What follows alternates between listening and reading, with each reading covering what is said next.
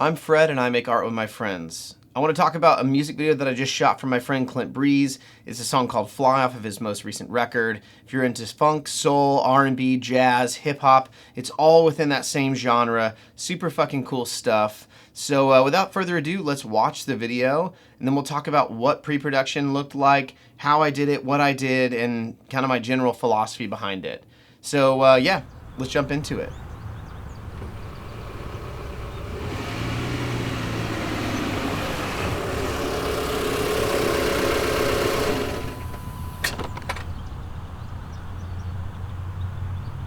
Excuse me.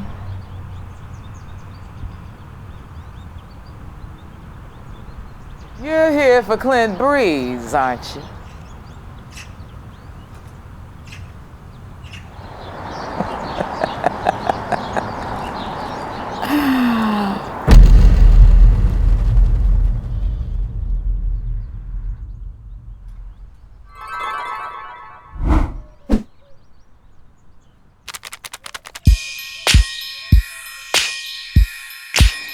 Let's jet.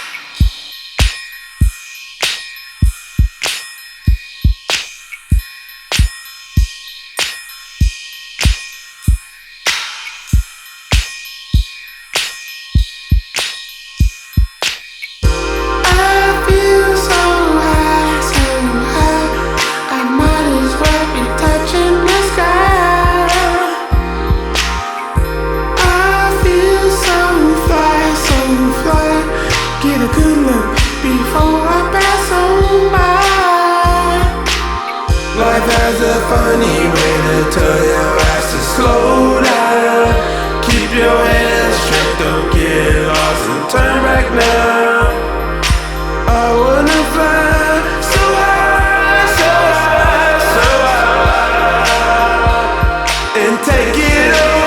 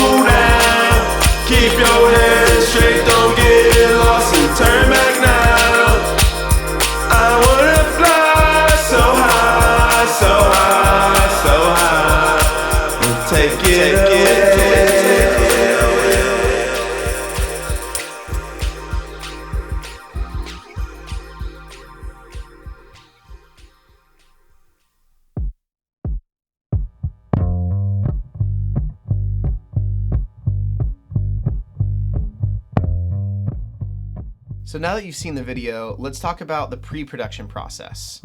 I'm gonna start from the very beginning. As soon as I get a song for a music video, I like to start listening to it.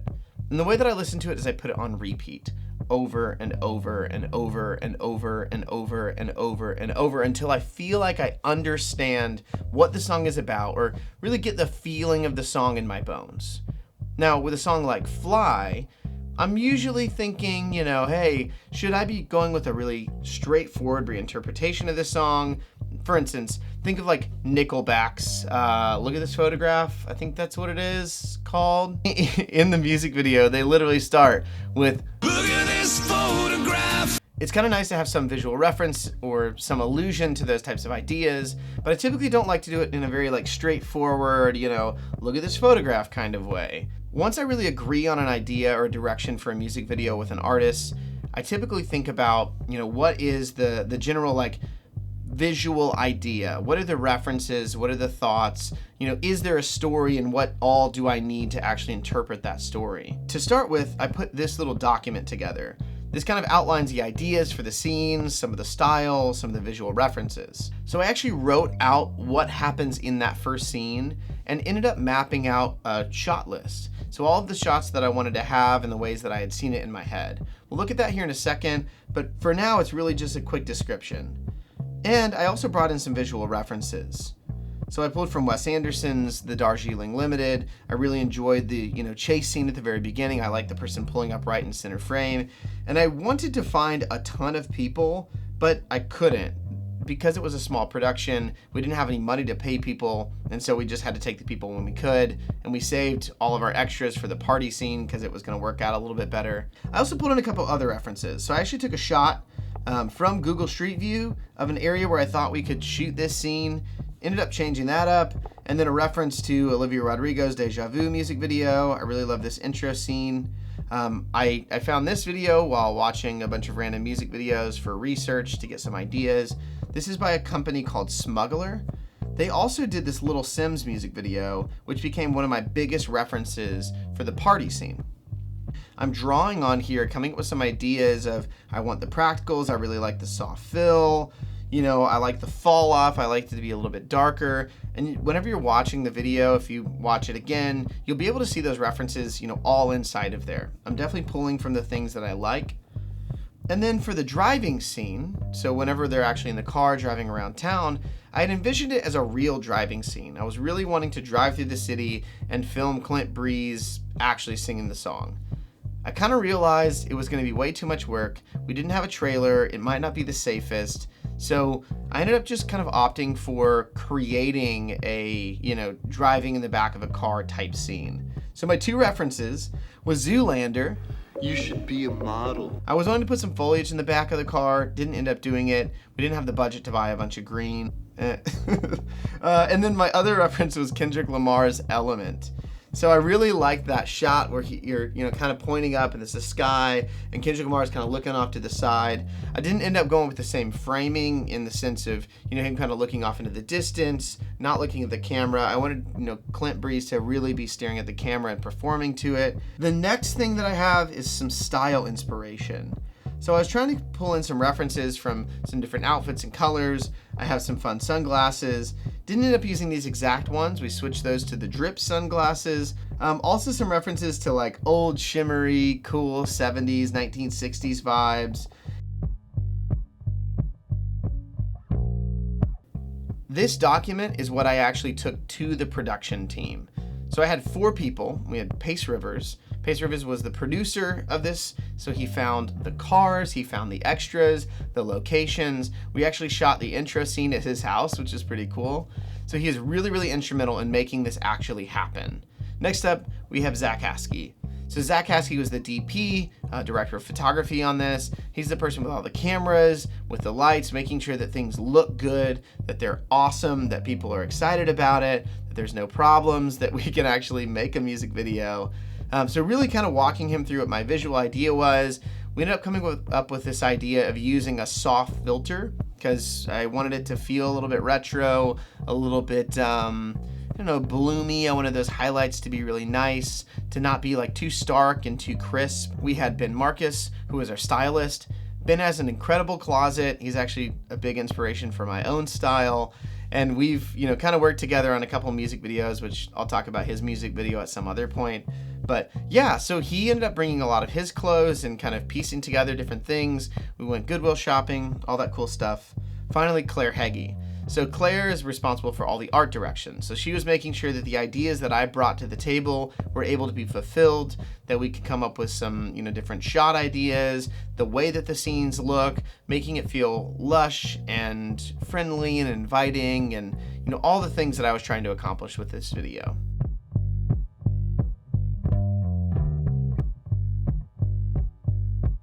So while they were off spending most of their time, getting all of the clothes, making sure that we had the art stuff, the cameras, all of that type of stuff, I was continuing on with my pre-production. I had a visual in my head that I wanted to really clearly explain to people, and I did that with these terrible drawings. So you can see here, I've got, 1, 2, 3, 4. I've got all these different scenes with these really poorly drawn people. I mean, look at this terrible hand right here. I mean, just like, so I tried my best to try to visually explain this in a really simple way. So that way I could map it out, I could see as a reference for myself in case I'm stressed the day of. I also mapped out what the different cameras were going to be here. And this was my inspiration that I used whenever I was going in and creating a real shot list with descriptions. So I put that shot list in this document as well. You can see I've actually crossed out some of these as we were creating them. Ended up realizing I just kind of set my iPad down. I didn't really want to or need to cross everything out every time. I sent this to the DOP, so Zach Haskey. He received this document, he received the screenshots, these ideas, just so he was familiar before we came in. So the goal of creating this document and drawing this out was to come up with a very basic idea. I wanted something that we could accomplish no matter what. I understand, it would be cool if we had it all perfect, if we could put the car in a trailer and drive around town and get those shots. But I also realize this is a low budget production, or basically a no budget production, where we want to get it done. So I started with the minimum viable product. We could do a backdrop with some fake clouds and then have Clint Breeze kind of sitting or standing against that. So we didn't have to see the car. We didn't have to see the context, as long as we establish it in the first scene that he's sitting in the back of the car. It ended up turning out that we had the car for a while, but then it kind of brought another problem. Where are we going to put a car where we can actually shoot and have some sort of control over the environment? Which is where Pace Rivers came up with the idea of using the box media space. If you're ever in Indy and you need a nice, kind of clean space to shoot in that's soundproofed and, enough space to light and hang things, box media space is really cool. Also pretty affordable, which is awesome. For the party scene, we ended up using a bar called Commodore. It's a speakeasy type bar in Fountain Square. You go in, through a hallway. There's a little sign that says Duck Pin Bowling. You go in the back door, you walk in, and that's Commodore. Super vibey, super cool. I did want to transform it a little bit. I wanted to add more fabrics into it, add more practicals, really get it to feel like, a similar environment. I like the bar scene that you can see towards the end, but I also really enjoy some of the other, kind of like, abstracting ideas. I didn't want people to walk in and be like, oh yeah, this was shot here. I wanted it to feel like something a little bit different. Ended up creating this party scene, drawing out some ideas for different shots, where people were going to be, where I was going to put the lights. We ended up switching it. Things flipped around a little bit, which was fine. The diffusion you can see on the right side of this screenshot or this drawing flipped over to the left side. And so the right side ended up just kind of being a little bit more of our shadow side. I still have the tubes below, so the tubes are kind of, creating this kind of warm glow underneath. And then we wanted it to be really warm and welcoming, so we pushed the light in more of 3600 Kelvin, 3200 Kelvin, so candle light or warm incandescent lights for those who are familiar with that. Make sure that you understand how Kelvin works, what that looks like, how to set your white balance properly. Personally, I wish that I had gone with something a little bit less orange the day of and then pushed it that direction. I don't know, it's kind of a trade-off. I just like the ability to go either direction and pull out different colors, but lessons learned. So you'll notice there's a huge lack of the details of these shots. I really enjoy going into a space and coming up with ideas on the fly, seeing things that look really interesting. And really that's just a benefit of being a guy who didn't go to film school, being a guy who doesn't really know what the fuck he's doing and is just trying to figure it out and trying to have fun with his friends.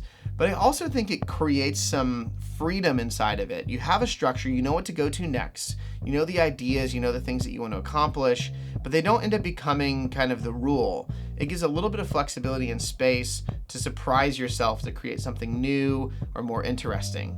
So the idea of Clint Breeze falling asleep at the bar and then waking up in the clouds, that was totally on the fly. We shot so much the first day that the first day was the day that we shot the clouds and the intro scene. We shot so much of that I almost thought about making 2 music videos with it, but decided it would be kind of cool to just kind of end it where he fell asleep, which turned out really, really well. And became kind of a funny theme whenever we released the video, because Clint Breeze fell asleep on one of the couches at the end of the night. So now that you've seen exactly what I created, exactly what I used for pre-production, let's talk about why I didn't do more. So I've always had an issue with just the feeling of inadequacy. I think being a person who lives in the Midwest, who doesn't have huge budgets or access to huge budgets, makes it feel like whenever I do something like this, it's just not enough. I should have hired a real storyboard artist. I should have shot listed every single shot. I should have pre-planned and pre-created this music video. But I also didn't have a budget.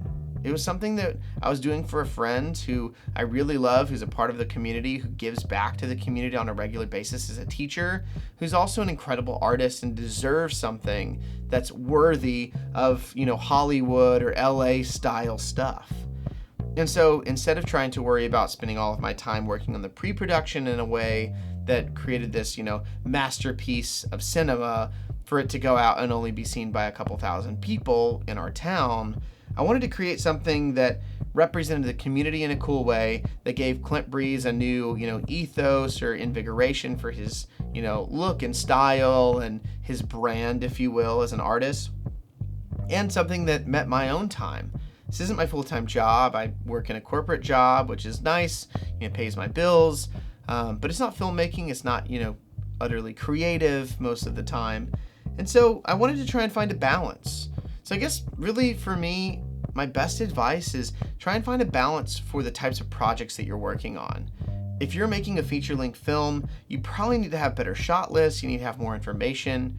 But even then, if you look at something like Call Me By Your Name, like Luca Guadagnino, there was a lot less of that. There wasn't as much detail. They allowed the space and the environment to create it, but they did have to do a lot of stuff. They still had a bunch of lights and a big crew and sound and all those other things. So it's really trying to find that balance in between what you're doing and what the production requires and what your budget really is. Okay, so I really hope that was helpful for you all. This gave you a really basic idea of how I pre-produce this music video. If you haven't already, please like and subscribe. I want to keep making more of these videos and trying to show my process. A real non-Hollywood, non-professional filmmaker who's making stuff with his friends because, I don't know, I just want to, and it seems really fun, and honestly it helps the community. But yeah, thanks for watching.